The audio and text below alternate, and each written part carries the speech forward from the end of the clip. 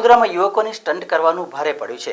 જોખમી રીલ્સ બનાવતા યુવકોનો video viral થતાં પોલીસ એક્શનમાં આવી હતી। ફિલ્મોની અસર અને રીલ્સ બનાવી અન્ય પર છવાઈ જવાની ઘેલછામાં આજના યુવાનો કંઈ પણ કરતા ખચકાતા નથી।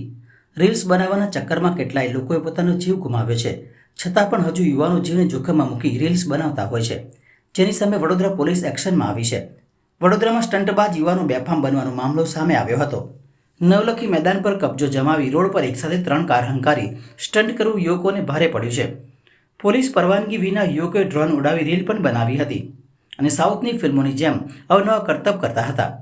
એક યુવકે હાથમાં દંડો લઈ જુદા જુદા પોઝ પણ આપ્યા હતા। જાહેરનામાના ભંગ સાથે વિરુદ્ધ સ્ટન્ટ કરી પોલીસને પડકાર ફેંક્યો હતો। વિડીયો વાયરલ થતાં વડોદરા ટ્રાફિક પોલીસ એક્શનમાં આવી યુવકોની અટકાયત કરી કાયદાનું ભાન કરાવી જાહેરમાં માફી મંગાવી ઉઠબેસ કરાવી હતી।